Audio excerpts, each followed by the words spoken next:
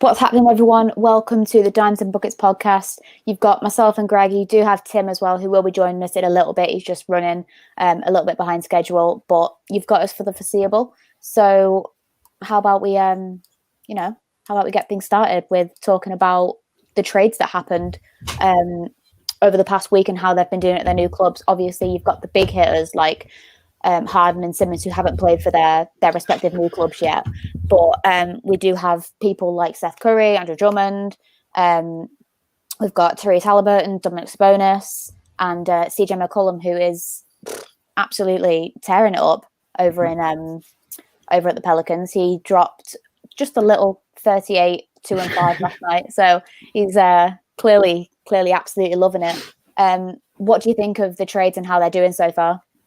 I think they're all so far all working out. Like, I still think the Sabonis one's strange, the fact he's playing in the Kings, but like we said last week, if the Kings make the playoffs from it, then they can look at it as a success. But Sabonis is playing really well, but Sabonis was always going to play well. He's going to play well in sort of any team he's in as long as he's used correctly. And the Kings know exactly how to play off him really well, really dominant as that sort of smaller five. You wouldn't say he's an outright five, but he does play sort of the smaller five, exactly. Especially down the stretch for the Kings, which is really good. But Halliburton's just sort of picked up where he left off in terms of when he left the Kings. He's now in Indiana. I thought maybe it would take a little while to get used to playing, especially with a big as dominant as Miles Turner in the team. But exactly. I think he's done really well. He's adapted really well. Yeah, I think they've facilitated really well. And I think if they can keep Turner and they've got Halliburton there, it's a really good sort of like pick and roll option for them.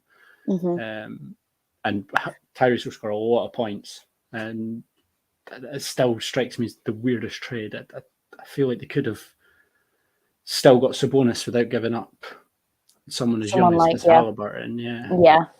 I know a lot of fans that were absolutely just confused over that, and also the CJ McCollum one from Portland to Pelicans was just so odd because he's class. Like, and I mean they gave up. Obviously, they sent Josh Hart and Alexander Walker, a 2022 protected first round pick, and a few other first round picks in 26 and 27. But I mean, you're not really getting much for giving up a major player like CJ McCollum. I mean, he's rolling at the minute, and he's only going to get better.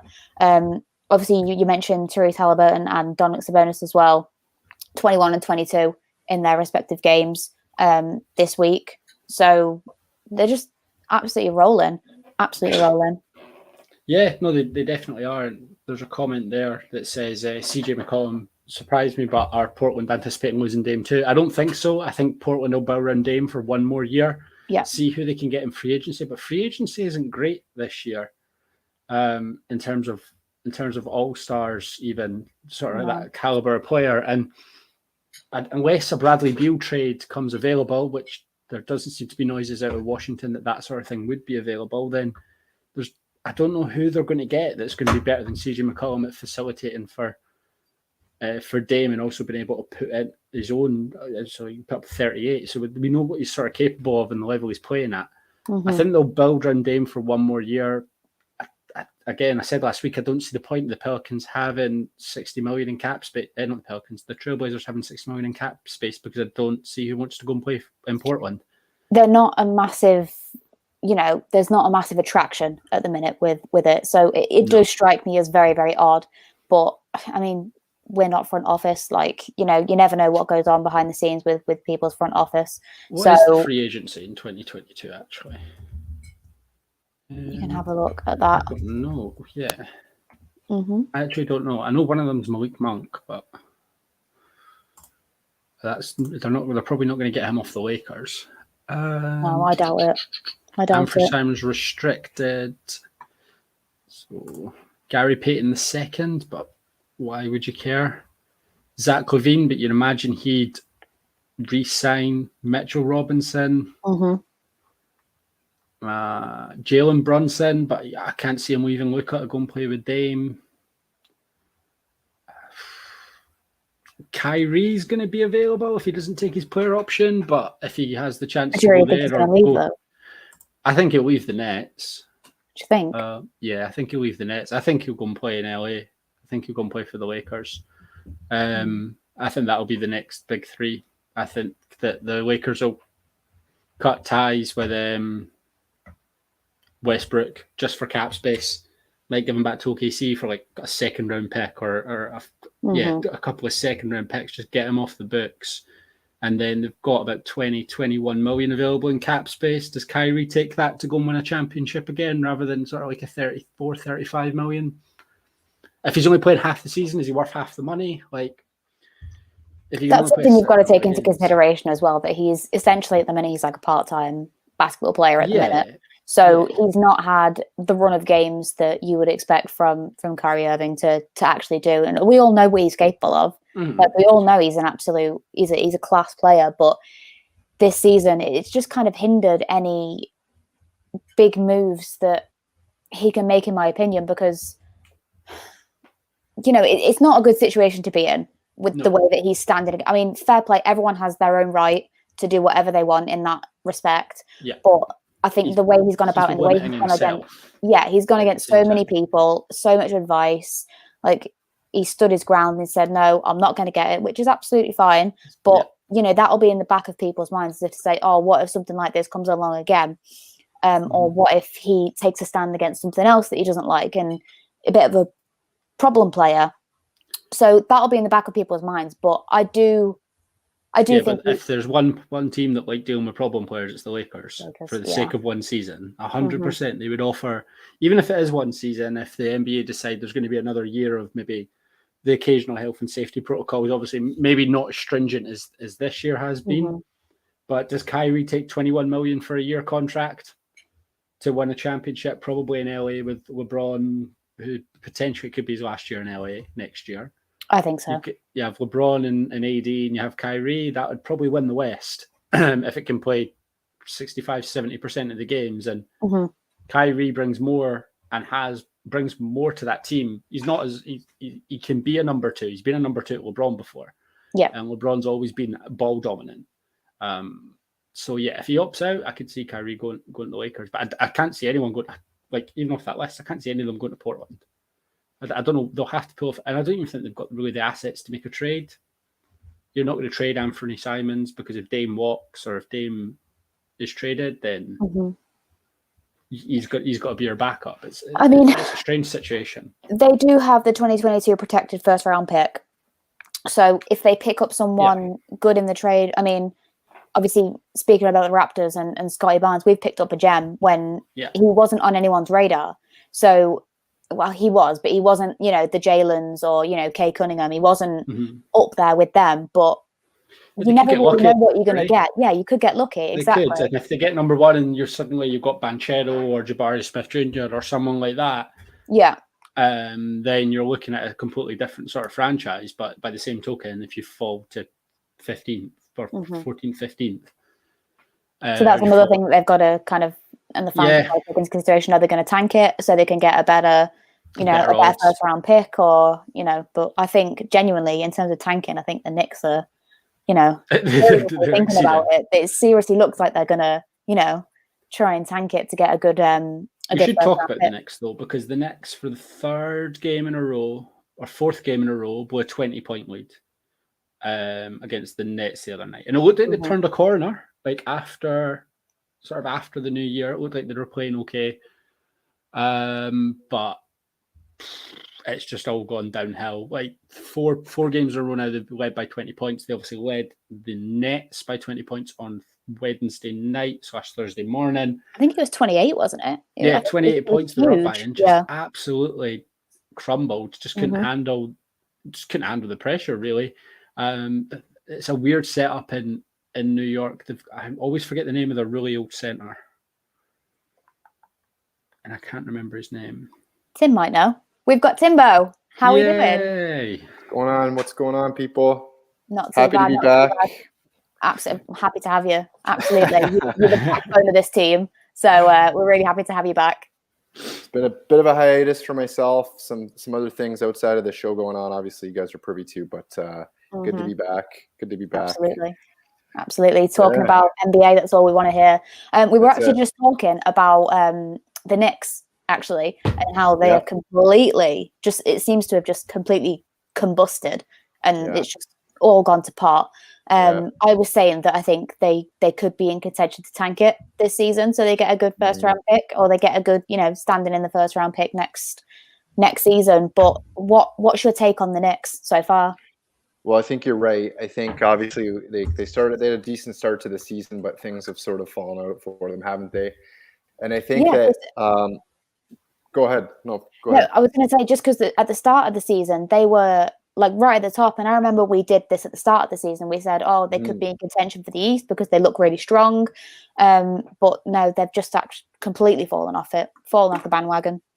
Yeah, sitting 9 games under 500. I think the trade deadline for them was a big key because, there was a couple deals that they were linked to, and you were just wondering, if they were going to make moves to try to improve themselves.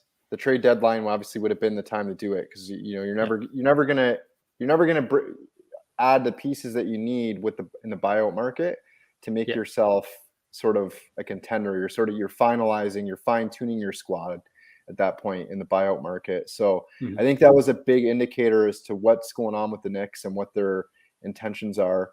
The fact that they stood pat at the trade deadline and really didn't try to move any of the assets that they had and pieces that they had to try better. They've got some horrible contracts as well, the Knicks. Like they've got Fournier on a big deal. They've got Kemba Walker on a big deal. They need to try and shift one of them. But the point is like Taj Gibson, I'm pretty sure that, Randall, they're stuck with Randall, who last year was most improved. He was most improved player last year, but he doesn't defend.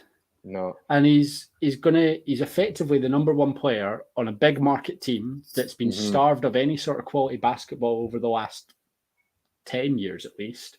Yeah, and he only gives effort on sort of one half of the floor. But the point I was making before that was like Taj Gibson the other night played more minutes than Quickly and Toppin. So they've got these young pieces that don't play games, and they've got 36-year-old Taj Gibson who's playing a heavy rotation. And like you said, with the buyout market, it seems to be the way that the Knicks and the Lakers are both going to go this year. Not for the first time either. They don't seem to have a set plan. It's just sort of who comes available. This is who they'll try and get. I think they put a lot of stock in being able to convince someone like Kawhi to leave last off season. I think they were they were certainly lining up to try and land a big free agent, and then all the free agents re-signed again, and they didn't have a contingency plan. Yeah. So they just threw a lot of money at Julius Randle and picked up a couple of bad contracts in Kemba Walker and Evan Fournier. I'm not quite sure where they'll go now. And Kemba Walker is one of those players that they were talking about that could potentially be, looking at a buyout, right? So exactly. Like I said, in the buyout market, you're not bringing in the types of players that you want to bring in to help, the blockbuster, the star players that you need to help you get over the top. You're not going to get those players in the buyout market. You're going to get them at the trade deadline, and you're going to get them through the draft and free agency. And so I think that, like I said, with them staying pat the way they have, it's sort of a sign that maybe this year is a tank. I mean, Greg, you touched on there with Taj Gibson playing the majority of the minutes, and you've got these young assets. So if you're not going to play them, then why not trade them to improve? Otherwise, it just sort of you might, if you're tanking, you might as well play them to develop them and get them reps, get them and see what you have, right? And they're heading in the offseason knowing that we got a good look at our young assets. We know what we have, and we know what we're willing to part with in terms to get better. Exactly. Sure. And because you weren't here last week, Tim, when we were talking about all the trades and everything, that was a really good show. What's your take on the Harden and Simmons trade? I know they haven't played for their respective clubs yet, but what's your take on it? I think obviously I think it's a good trade for both players. Obviously Harden wanted out by all reports. Simmons we know wanted out. So I don't think that the Sixers and Daryl Morey were going to sit pat and let the trade stand still and let the trade deadline go without moving him, because then that just where you look at the Sixers are sort of in the mix, and Bede's having a great season. So you're like, okay, if we get another player to come in and around Embiid, who's having an MVP type season, that instantly makes us a contender in the East, especially when you look at what's going on with the Nets and their situation. Mm-hmm. So I think that for me, if you look at the two players, I think that Harden probably brings more to the table for the Sixers in terms of what Simmons is going to bring to the table for the Nets. And what I mean by that is that if you can get Harden and Embiid, high screen and roll situations where they can both shoot, they can pick and pop. Embiid can shoot. Harden, obviously, we know he can stretch defenses from the perimeter. He can get to the basket. It's just going to create actions where it's going to put Embiid in places, even better situations to score than he is now. And I think those two probably have a better chance of forming a really good double tandem than, say, the likes of Simmons and Kevin Garnett, just because of the way that Garnett and Simmons play. Simmons isn't a good shooter, so he's not going to stretch the floor in those high screen roll and two-man game situations. And I just feel like both of their games are more geared offensively to isolation type situations, off ball reversals where they get the ball when the defense moving and try to attack the basket, as opposed to Embiid and Harden, who will be really good in a half court set with the two of them working together. So it'll be interesting to see what happens. Simmons obviously makes the Nets better defensively. I watched the game last night, and like Seth Curry, it was like he was a matador. It was just Olay defense. He was just people were going by him, way to describe it. Left, right, and center. And it was just like they really need somebody that can defend the ball, because without Kyrie Irving, and in the NBA in particular, where so much of your offense is created by a driving kick, if you don't have somebody that can defend the ball and stop penetration, or limit it at least, you're in a lot of trouble. So. Yeah. So I think that's my take on it, and it's like you said, Rach. Neither one of them has played, so it'll be interesting to see what happens. Will they play? We don't even know if they're going to play this season. Yeah. Well, that's the other thing is, I mean, if you look for the Nets, it's Harden's played at least, but if you look at Simmons, how many? We're 50 games into the just over 50 games into the season now, so 30 games left. Are you going to be able to get him up to game speed?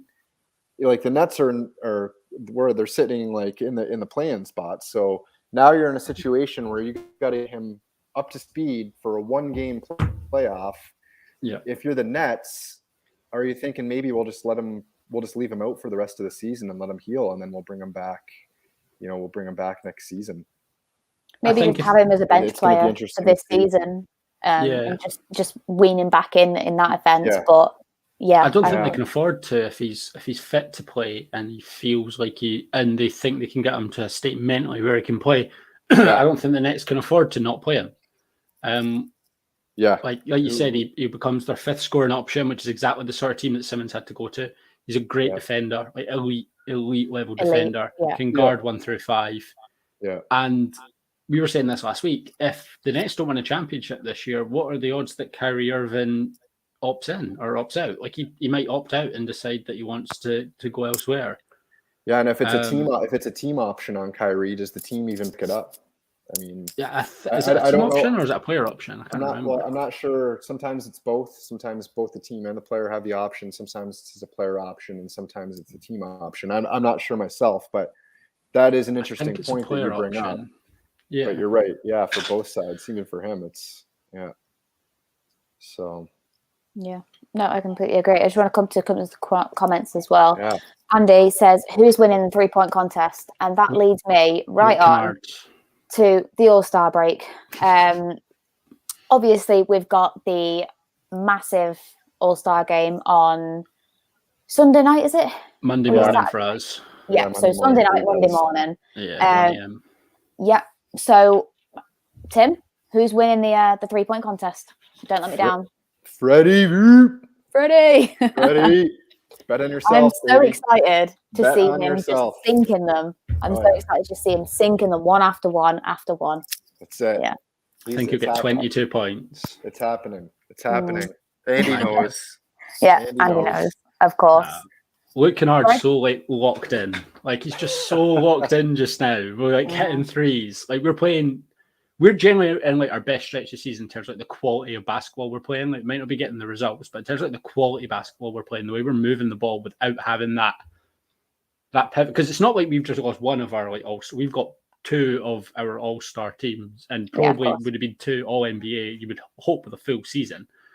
You would hope that both of those would maybe qualify for all-NBA. Paul George certainly looked like it before he got injured. Mm-hmm. But the way we're moving the ball now, and I think Luke Kennard really found a role on that team. Yeah. He really is just a spot-up shooter. He's not a lot else, but in terms of when we're driving like that, if we can kick it out to someone that we can rely on to hit a decent percentage of his threes, then Kennard's been exactly that this season. And he was really finding the groove the other night. I think it was against the Mavericks. He really found the groove. So I hope it's him. I don't even know who else is in. It's Freddie VanVleet, Luke Kennard, Steph. Yeah, I'm just pulling up the. I'm just getting it now. I'm pulling it up now. But so it all kicks off tonight, obviously, with the Celebrity All-Star Game, which is kind of fun. And then the Rising Stars game, obviously, tonight as well. So Scotty Barnes will be playing in that one. So did he get on the flight, Tim? Because I saw there was reports today where him and Precious couldn't leave Toronto because of the weather. I'm not too sure whether he actually got on the plane. We had a bit of a snowstorm. The weather's calmed down here now, so hopefully I'll look into it on Twitter right now and some of the Raptors. Yeah, someone could. Is that game on TV? That Rising Stars game? Yeah, it'll be on TV.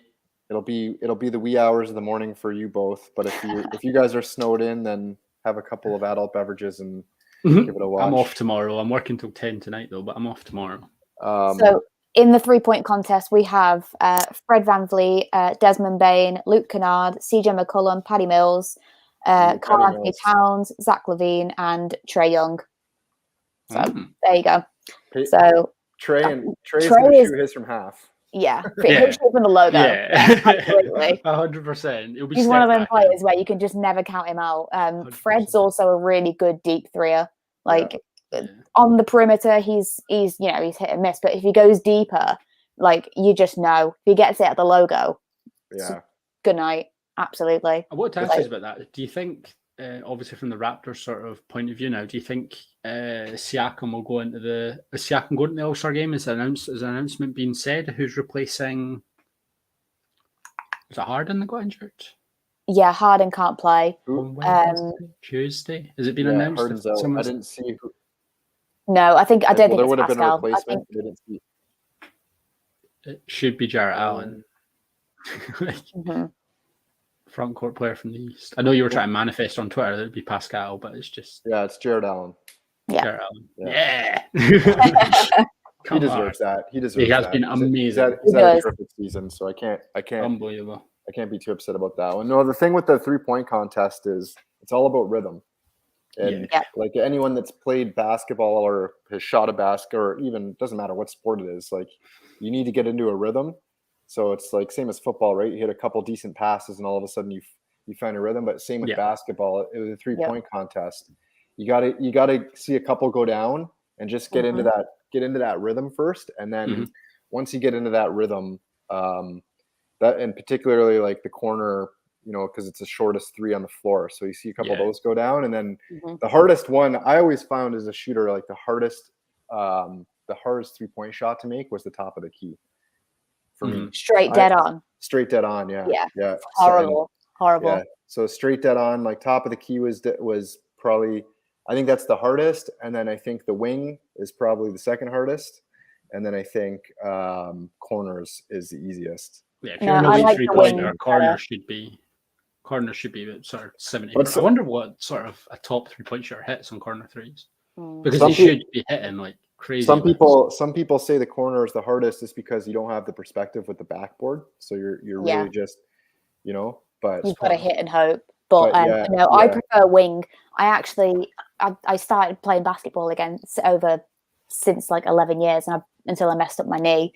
But I hit my first 3 in 11 years, and it was just it's the most insane feeling ever, because obviously you guys know me, I'm 5'2", so I don't have the the reach and the wingspan to actually just go like that. I have to proper chuck it. But it was at the end of the game, and Yeah, I literally just let it fly and it went in, just like straight in, all net. I was like, oh, it's the best feeling ever. Like running around the court. That's probably how I did my knee in, to be fair. Probably. But yeah, it was great. Threes are the best to sink. And even when you're in games and everything, like when you're watching your games and you get to that last second and you sink a three, it's like, oh, yeah, it's one of the best feelings. Speaking of threes, did you see that three from Luka the other night? Who was it against?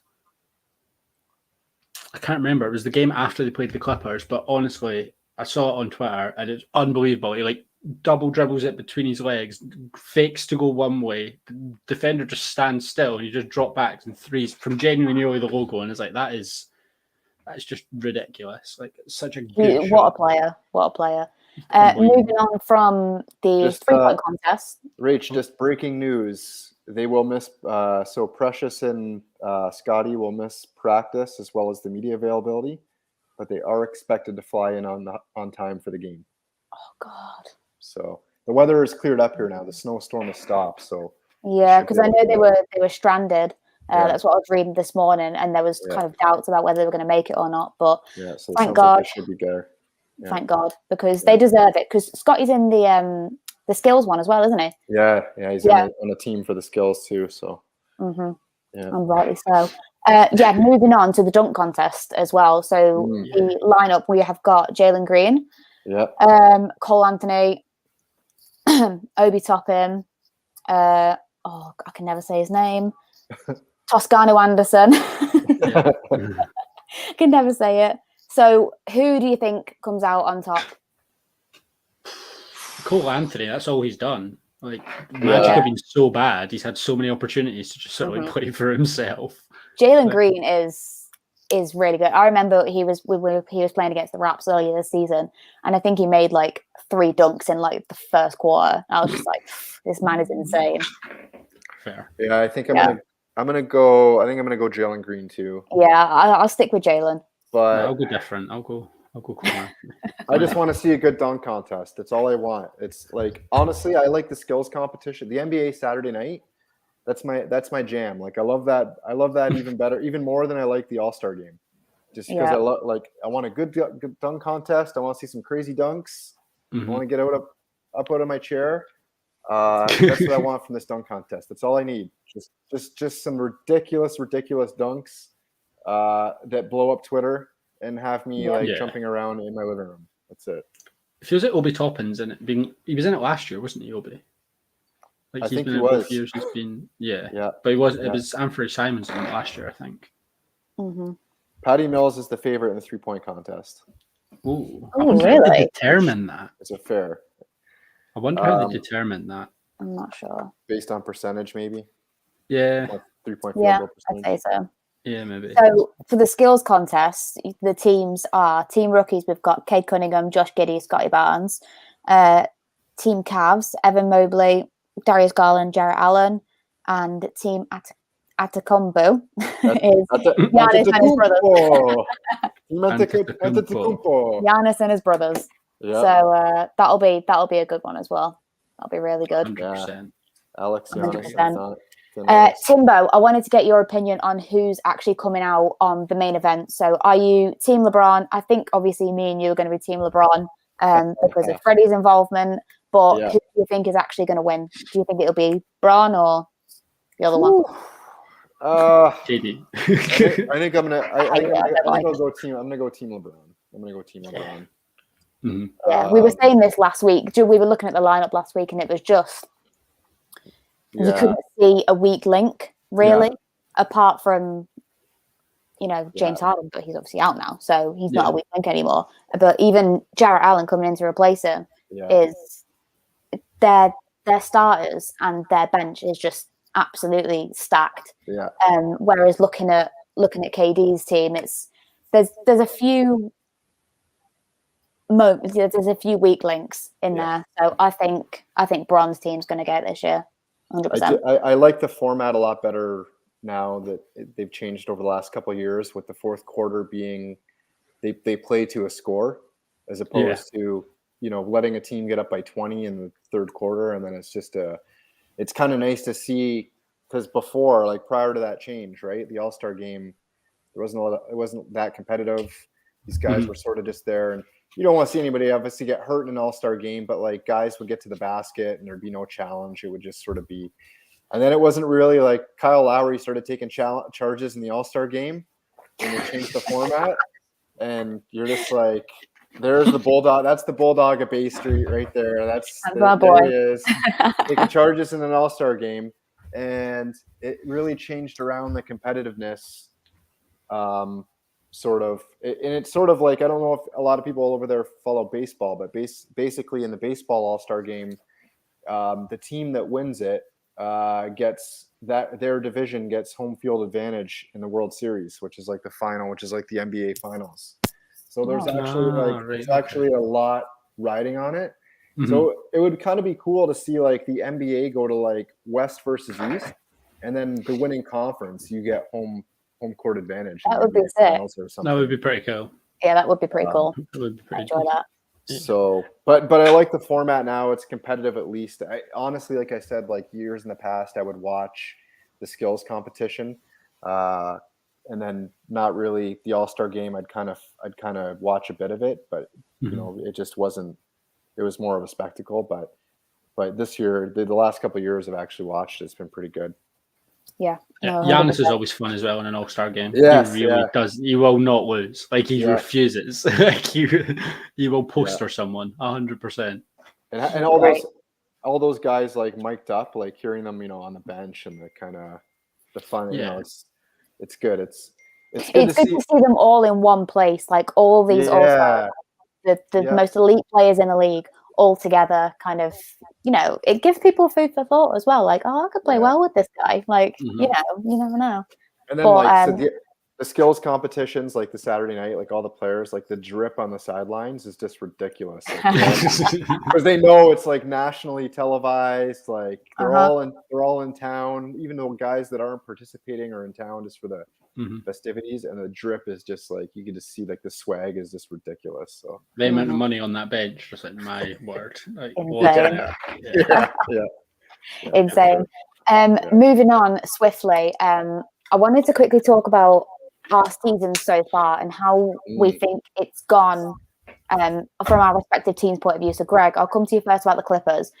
Are you in a position now that you thought you would be in at the start of the season, or do you think you're a bit worse off?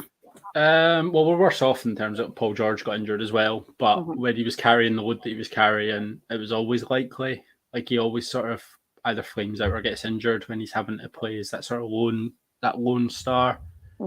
But I don't know. Like I was saying last week, obviously Tim wasn't here. I think the Clippers are now in a great position, like to make a big trade in the off season, to acquire someone.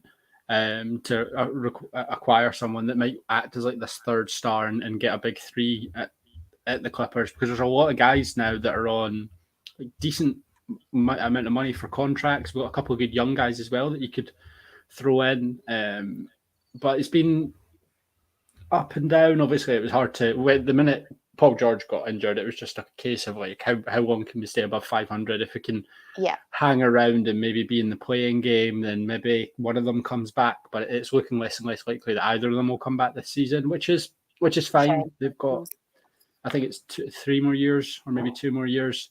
You would think of this three of those two together, and hopefully adding a third one in the off season. Yeah, it's been fine. I've enjoyed watching the young guys. Like I said, it's been really good over the last couple of weeks. From about the start of February, late January is when we've played our best basketball, moving the ball around a lot more, just getting everyone involved as well. It's been really good to watch. But we'll be fine next season. We'll be up there next season for competing for the West, unless the Lakers get Kyrie, and then in which case we'll probably be second, guaranteed. But it'll be fine. Yeah.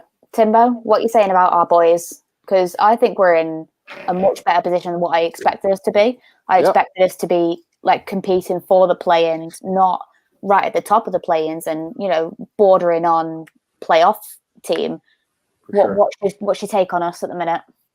Well, I think when you break down the season, like we're 32-25, we're 5-5 in the division, and what is a pretty competitive division because the Celtics are on fire right now too. So it just speaks to like we've got good teams in our division, and we're 16-12 on the road. I think for me that's the most impressive thing. Like going away in the NBA. I mean, going away in general in sports is tough in any sport, but to go away in the NBA with the travel and the back-to-backs is really tough. So to be 4 games over 500 on the road is incredible, especially when you consider you have such a young team. Players like Scotty Barnes, KOG's been around for a few years. Freddie still is learning to take on leadership. Pascal is learning to take on leadership. Like we lost Kyle Lowry, our big leader. So when you've kind of got growth going on all over the place, from young players learning to play in the NBA and develop, and then veteran players who are learning now to be the leaders of their teams. I guess you could say maybe that with the injuries and stuff, the start of the season, things started off kind of rough, where we sort of fell below 500. But then since then, since we've been healthy and we've seen guys take steps, and Chris Boucher is a guy over the last little while where, he wasn't playing well, and it seems like he just kind of went back to basics. His shots are coming within the flow of the offense. I thought early in the season he was taking some really bad looks. Yeah. And he's not making threes right now, but that's fine because, if you get open looks, you got to take them. It's a make or miss league, and you got to take open shots if you get them, and they're not falling in form right now, but I think it'll come good. And then let's talk about Gary Trent. I mean, the guy has grown so much on the defensive end of the floor. And what he's doing offensively is just ridiculous. So, Portland must be just kicking themselves for trading the guy and giving up. Absolutely. Really, you've given up Gary Trent for, what did they get back from the Clippers, Greg? What did you guys give up for 2 second-round picks and I forgot his name. That's it, right? Like the center. It's a deal that made no sense for Portland, and now you look at it, makes it just a kick in the teeth for them when you look at what Gary Trent's doing in Toronto and how friendly that contract is too. So I don't know. I'm happy. I'm happy with it. I think they're on it. I agree with you, Rachel. I didn't expect us to be on this trajectory where we are now. I was watching Masai today. They were sort of asking Masai about Scotty Barnes, and they said, is he what you expected? And he sort of just gave like a wry little smile and just like a little chuckle and said he's been everything that we wanted. Like he said, his attitude is just incredible. We know what he can do on the floor, but for a kid to come in, a player, and that's the biggest thing with the Raptors is their culture, right? Like they bring in players that fit in with their culture, and it doesn't matter who you are. It was kind of like the ruthlessness that Ferguson had for United, I'd say, all those years ago. It didn't matter who you were. If you didn't fit in with what you were trying to do, you were gone. And that's what the Raptors, the kind of mentality the Raps have, and what other teams are striving to get to, I think. So you touched on Chris Boucher there, and I kind of wanted to add that what he may lack offensively at the moment, he's making up for defensively, absolutely, because some of the blocks that he's made, like his wingspan is just insane, and he's got so much length, and he just uses it so well. He utilizes it so well that some of the blocks he's made this season have just been absolutely insane. I always go back to that video of him when he came off the bench, when he came back onto the bench in one of our games, when he was just absolutely exhausted. It's become a meme now on Twitter that he just like flopped back into the chair, and he looked like he was going to pass out. He looked like he was, He literally put his body on the line, and that's something that we haven't had since Kyle left. Is someone that's willing to just put their body on the line. Like you saw Kyle taking like charges and just like throwing himself to the ground. We haven't had someone like that in a while. And Chris Boucher proper puts his body on the line for the team, and that's something that you need in this team, 100%. Maybe someone who's not going to give you, 3 points or bank shots or layups, the easy layups, but you've got someone that's gonna absolutely just dig in and work hard for the team, and that's exactly what he does. And he's still learning as well. Like he's still adapting to the NBA. The same as Delano Banton as well. Like I think he's going to be great, but he's got a lot of kind of work to do on himself. He needs to, get a bit bigger, a bit stronger. But yeah, I mean, Gary Trent Jr. is just absolutely insane. Andy says it there. Gary Trent Jr. was miserable in Portland. Gary Trent Sr. was saying it the other week that he's never been happier than when he was in Toronto, because it's just what we do. We're a family. Look after our own. Yeah, 100%, 100%. And just like you touched on Boucher, this deficient up there, Rach, is that's how you keep your minutes, right? Because particularly in basketball, you can win games defensively.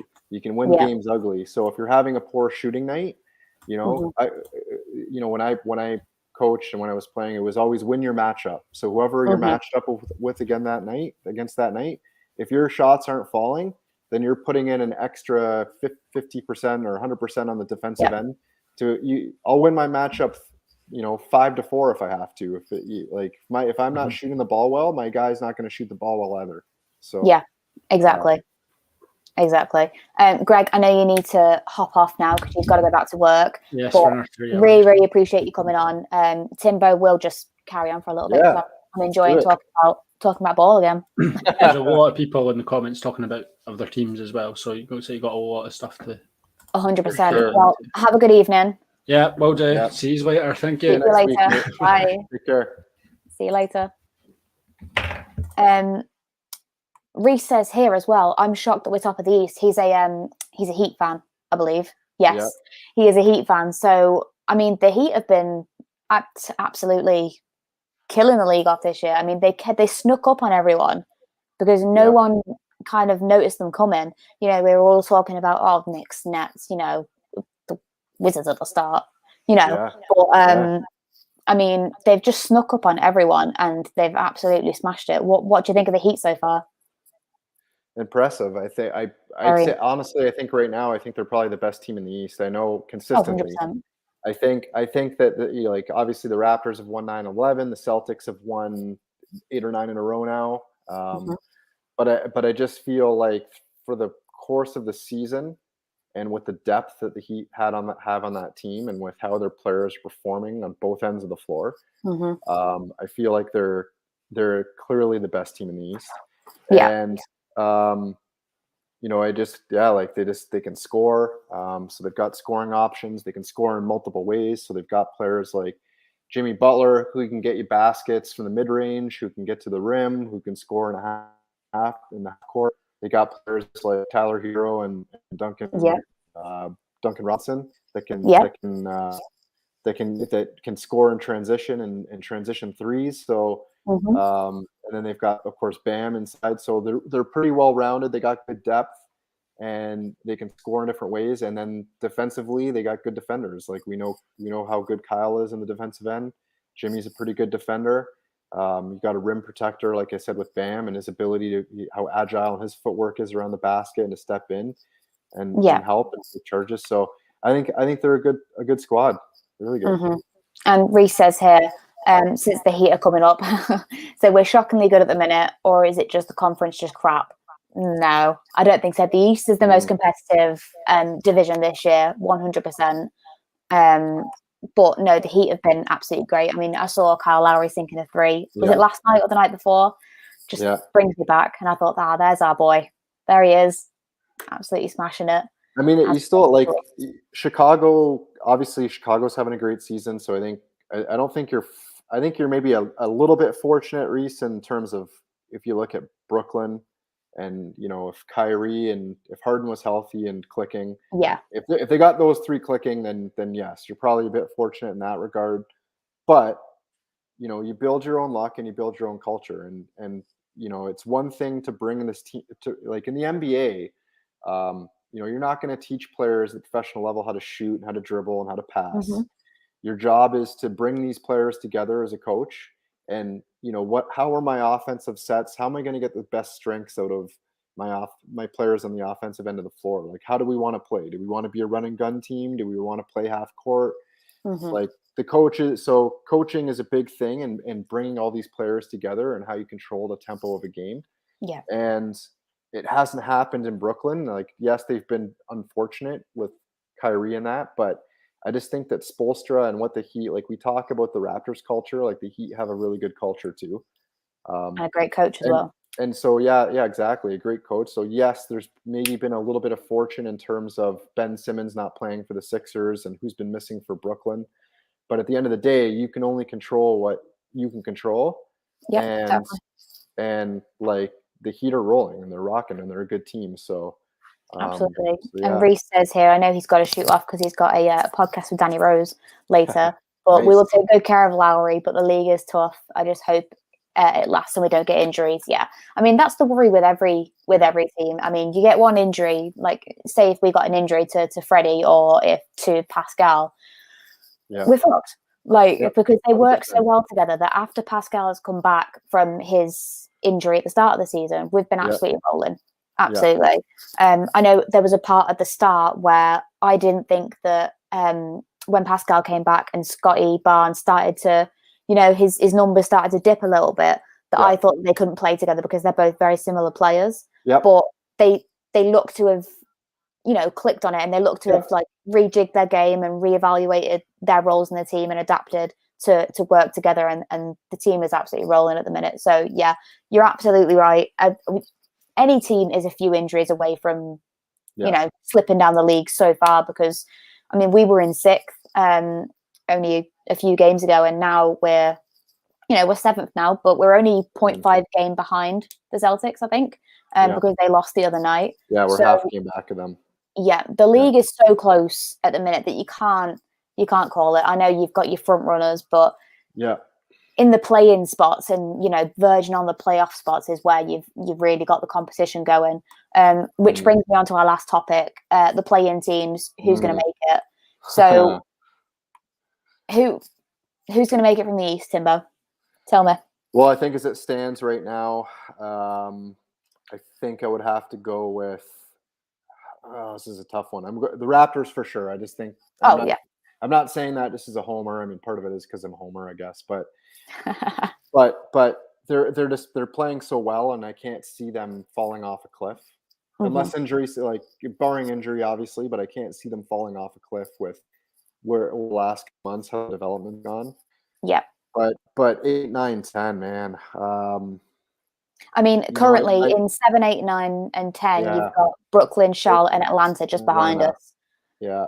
So I guess you would say, just in terms of star power, and if Ben Simmons does come back, I guess you would say Brooklyn for sure.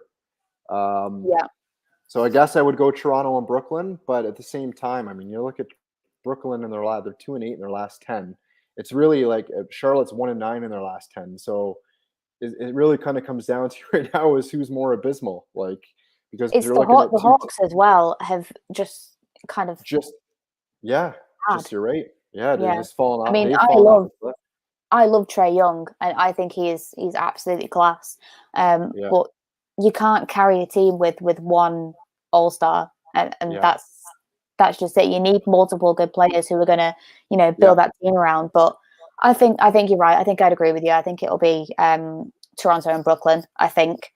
I'll tell you one team who I think that might be ruining that they weren't able to keep themselves in the reckoning as much as Indiana, because with what Tyrese Halliburton has done there, the early returns from him with a double-double and shooting 50% from the floor the other night, like 2 of his 3 games, he's had double-doubles in points and assists. And if he can get rolling with Miles Turner, like if they were closer to that playing those playing positions, then they're 9 games back, so that's a lot of ground to make up. But it is a lot of ground. Yeah, it is a lot.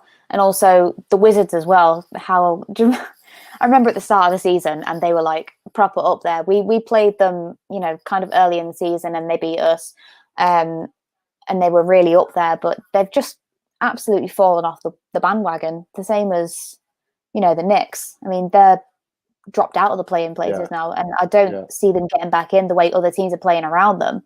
So I think I would agree with you that it'll be Toronto and Brooklyn. And I think coming out of those last 2 places, if you're looking at who's going to finish 9 and 10, then I think you're right. I think I can't see anybody. I can see the Wizards possibly getting in there, but I think it's going to be tough for the Knicks, even with as bad as some of these other teams have been, with how bad the Knicks have fallen off with only the 30 games left. So, but Toronto, Brooklyn coming out to get into those, yeah, for sure. Yeah, 100%. What are you saying about the West? Rach? What are you thinking in the West? Well, in 7, 8, and 9 and 10. Go on. Yeah. No, you go ahead. You take you go ahead.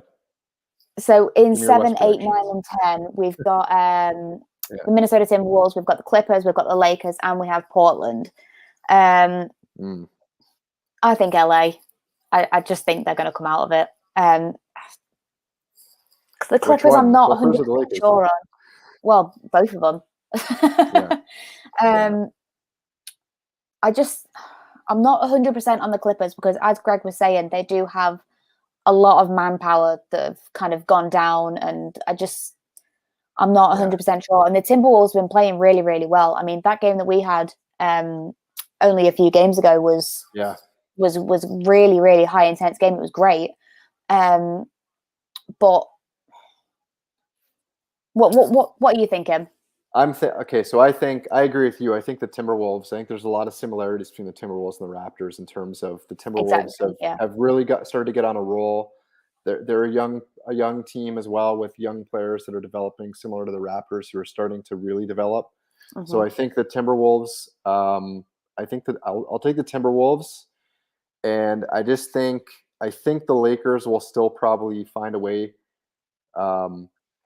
I think they'll make the play-ins, and I think they'll find a way to get into the proper playoffs, if you want to call it, from 1 to 8. Just because I think that in a one-game scenario, you can win when you have the likes of like the star power of Westbrook, James, and Davis, as poor as they've been all season together. I think in a one-game scenario, I think those players can, especially any team that has LeBron James in a one-game scenario, like you're going to take that.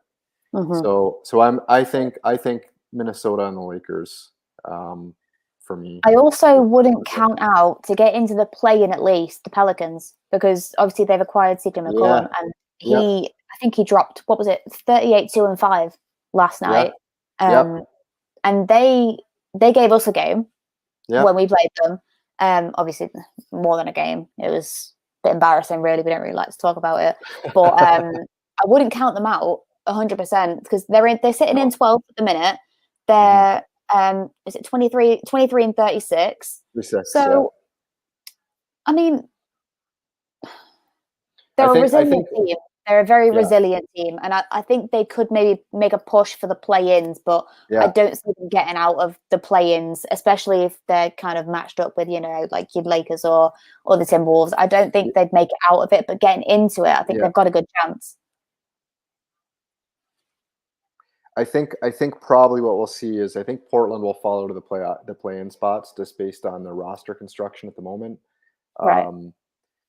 But I think that I think New Orleans has a decent shot. I don't think we're going to see Zion Williamson this season, so I agree with you that they're not going to bring him back for a one-game playoff. Like if they were in the playoffs and they had it in a 7-game series, and maybe if he's ready to go, they'd bring him back. But I think that we won't see him this season. So I think that in terms of where they can go once they get in, I agree with you. But I think they have a decent shot of getting in. It's going to be interesting. I think, like I said, I think Portland's the team to watch out west because I think the other 3 teams that are there are good. But Portland 2 games up on San Antonio and New Orleans. I'm not so sure with Portland in their last 10. They're where are they? Last 10, they're 4 and 6. So 4-game winning streak, but we'll see. We'll see. We will see. Just before we go as well, I actually wanted to get your opinion on Thad Young because I spoke about him last week with Greg when we realized he'd signed. What do you make of this trade that we've made? I mean, he played a good few minutes on 2 nights ago. So, and he put up a good few points as well. So what are you thinking about Thad? Well, I mean, in terms of the trade, I think it was a good deal because you got back a player, first of all, for a player that's not even playing, Dragic. To go out to get something that was really going to help us, you're looking at giving up Dragic, probably another piece, and a higher, like more picks, a higher first round pick.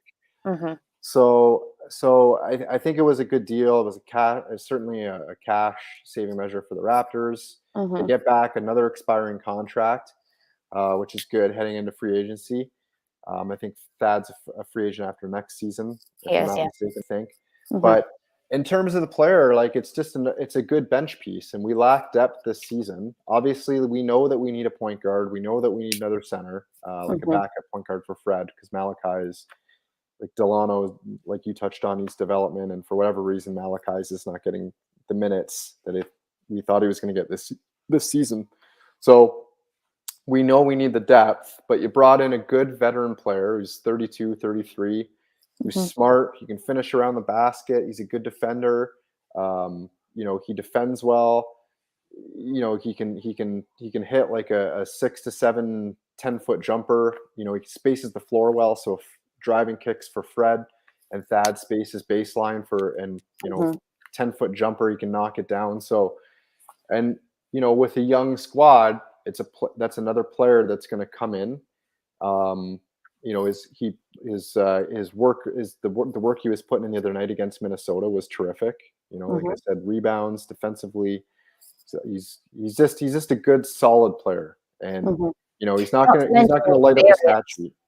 Yeah, not to mention the experience, and on a young squad. Exactly. That's what you need, and to help like more veteran guys, like I said, people were jumping all over Pascal Siakam at the start of the season. I mean, this is a guy that had just come back from a shoulder injury, who wasn't at it right off the hop because he had missed so many games. His shoulder, he said, it still felt tight. He's still trying to work his body back into playing, and like people, I think, underestimate. You come back from an injury at any sport in the top level. Doesn't matter if it's basketball, football. Take whatever sport you want, to come back and drop yourself into the top level. It takes a bit to get back into that. And now you add to the fact that Kyle Lowry's gone and Siakam is one of the veteran guys on that team, an NBA champion that some of these young guys are going to look to help them out while he's trying to get better himself and get back to his own. So now you bring in another guy like Thad, who's been around the league, who's a veteran that can help the likes of Siakam, the likes of Freddie, bring these young guys along. You can't underestimate that. So it wasn't a flashy trade by any means. For sure, it wasn't a flashy trade. But I think at the end of the day, it was just a good, solid piece, a smart move. We know how this organization works. Like, they don't panic. Exactly. So if it's very Toronto. It's just what Masai does. He thinks things over, and he's so methodical, right? Yeah, exactly. Yeah. He's so methodical with what he does, and it's working because every person that he's brought in so far, with the likes of Dragic, but we don't like to talk about him, has absolutely just killed it for us. So there's a thinking behind the madness. There's method to the madness. So especially in Toronto, when you're dealing with a market like Toronto, who we have trouble attracting free agents. Like, we're not going to get the free agents that LA, New York, Chicago, the traditional big markets get. So I think what he's done is brilliant. He's put together a culture, and he's built a team, and he's acquiring all these assets of these athletic 6'8", 6'9" forwards that are it's positionless basketball that can score, that can defend. And those are your assets. So don't be surprised if you get a chance to bring in. You need a star in the NBA to win a championship. So if a superstar becomes available, now you've got your currency or your assets, and you can go out in a trade, and you can bring in a star player to plug into your culture that's already there and kick on. Yeah, absolutely. And that is what we're just going to do. We're just going to kick on. This season, it was always a rebuild for me. I never expected a lot out of this season. So to be in the situation that we're in at the minute, it's great. It's great. So I'm just enjoying the season, and then hopefully, we can pick up some good draft picks or some good, some good trades in the summer, in the off season. So, just got to plug on. I'm going to end it there because we have been going for nearly an hour. It's been great. It's been great to chat to you again. I love basketball. It's great. So we will end it there, and we will be back next Friday at 6 p.m. UK time. And is it 1 p.m.?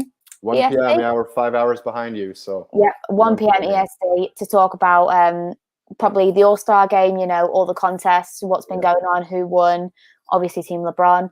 And we will see you then. So thanks for tuning in. Don't forget to hit the like button, subscribe, and follow us on Twitter, which is Dimes Buckets Pod on Twitter.